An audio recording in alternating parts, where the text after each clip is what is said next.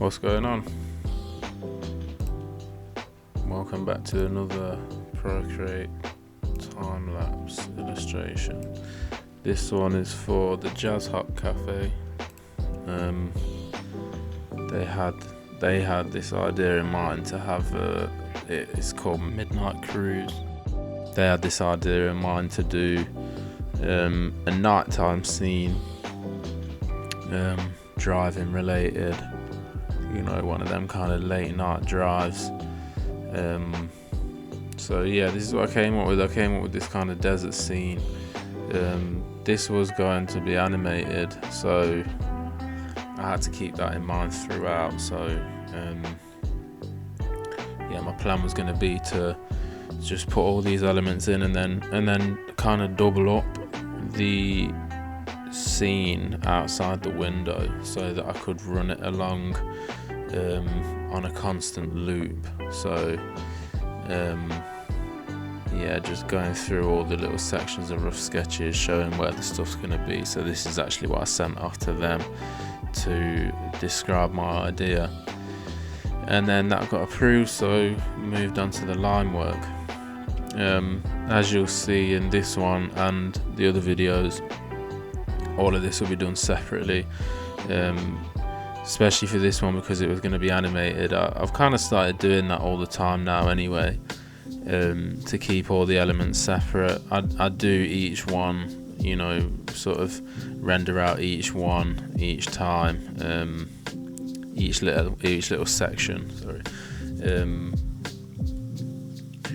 because then I'll sort of bunch all these layers together, group them, and once I get approval on the final, then I'll just flatten these layers, flatten these groups into single layers so that I can then put it into After Effects and add the movement. But yeah, I think it kind of works for like an interesting way to see it come together anyway. This is the way I enjoy doing it, to kind of see each section fully finished, and it kind of breaks the drawing up for me, I think. So rather than seeing it as one whole image, I kind of break it down to, okay, I'll get the arm finished, and then I'll get the car interior finished, then you start on the mountains, and etc, until you get the full rendered image. So yeah, I kind of work best that way, I think. This method also helps when it comes to moving things around, if things need to be resized, which this does, because I don't know why I thought that wing mirror was the right size, so I have to change this later on. So having all the layers separate just helped with that. It made it like a bit less of a painful process. And then here you see I correct it. It wasn't a case of moving that, actually. It was too wrong. But one mistake that I made with this was I just didn't really check over my rough sketch enough, I don't think. I thought I had it figured out, and then when it came to actually drawing it, I realised that the car interior just wasn't right. It almost looked like a lorry interior. So I went back and got some reference material and kind of looked at it, and that's important to remember. A lot of the time you kind of think you know how things look, and then when you actually go and get a picture of it, you realise that you were completely wrong.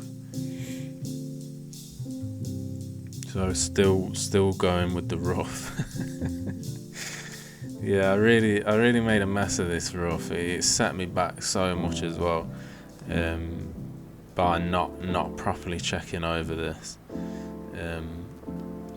because these lines take a long time. The little details take a long time to put in, so it's good to make sure you've actually got it sketched out properly and how you want it, especially if you're on the clock. So I had some problem with the steering wheel as well. because that wasn't exactly right. That, to be honest, I did use reference for the inside of the car, but then I didn't really find any for the hand and the steering wheel, so a lot of it was kind of me figuring that out a little bit. Not through lack of trying. I did look for references, but I just couldn't really find anything that kind of showed what I wanted to show, so I kind of went and did that on my own, and eventually it turned out fine, but yeah, it definitely took a long time to figure out. So if you can use references, I feel like I've said this before, I feel like everyone said it, but you know, just pay attention when you do a rough sketch. I think it's quite easy to try and rush through it, because you kind of just want to get onto the main part, get onto doing the lines and the colours, but you know, if you just put a bit of extra time into that rough sketch, you'll save yourself a lot of time later on. See, still doing the steering wheel. This whole video is just me amending. And then this part, now I'm happy with the inside of the car, so I start adding some lighting from where the moon's going to be. And yeah, now we move on to the outside. So this I had to bear in mind that this was going to be moving, you know, you'd see every part of this at some point, so I couldn't leave any gaps where the car was going to be, so it was almost like starting a new illustration. Also, what I didn't do, I still find this difficult, is to match up the left side and the right side so that when I loop it, it's seamless. That's not in the video, but that took me a while to get to grips with that. Because yeah, I thought well, so you double it up, you basically double this so it's twice as long, and then run it on a loop. But obviously, if the left and right sides don't loop, you don't have any gap, but you do have a little bit where, you know, it doesn't quite match up and you can see where the seam is, which you don't want.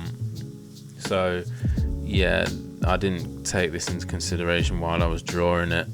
I thought I was in the clear. I thought, yeah, you've done the steering wheel, you sorted the dashboard, all that time spent doing the car, you're in the clear. And I wasn't. I was far from being in the clear. But yeah, just going through some mountain bits. I don't really use reference for this because I feel like I sort of have done before, and I kind of like have a style of sort of doing these kind of desert rocks. So this was all kind of just off the top of my head, really. And then I think one thing I would have done differently with this is that a lot of these lines that you see me put in, you know, night scenes are quite tricky at times, because obviously you're kind of working with complete darkness, so a lot of things are just shapes, and I feel like I got a little bit carried away with putting a lot of cross hatching in, and a lot of detail that kind of got lost when I ended up putting the dark outside colours on them.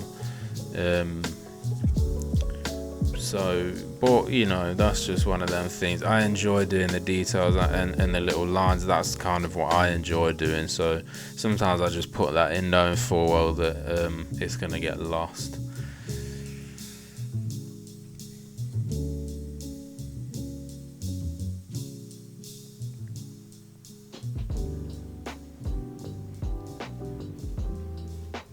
See, when that gets filled in, you see a lot of it's lost, you know, and I put the little mountain bit in the background, and then when you see it flashing that red colour, I kind of had to keep dropping that on because I couldn't really see what I was doing because it was quite dark. I think I struggled with night scenes, to be honest. But yeah, so everything you see is separate, all the layers are separate, the moon's separate because I put a little bit of movement on that. These reflections on the window just kind of add to the moon hitting the car kind of effect. And then here's this red layer again where I can see the lines. And that little thing that swings in the corner, and I think we're about done. So I'll show you the image, and then I'll show you the animated file as well. So this is the final image. We also crop this as well. This is something that I have to do quite regularly, because if people upload to Spotify, Apple Music, then I'll send over a square file for that, and then the wide version goes on YouTube and the wide animated version, etc, etc. So yeah, that's just something that you have to take into consideration as well, because you want things to look compositionally good as a wide image and as a square image. So that's another thing that you have to take into consideration at the start. And here's the animated version. Seamless, finally seamless. That was a nightmare. I'm not even gonna lie. That was a nightmare to get it like that. But yeah, I was happy with the outcome. It got some good feedback. So yeah, overall good. A good learning curve illustration. So thank you for watching. I hope you find it helpful. If you like the video, if you could like and subscribe to my channel, and I will see you next time.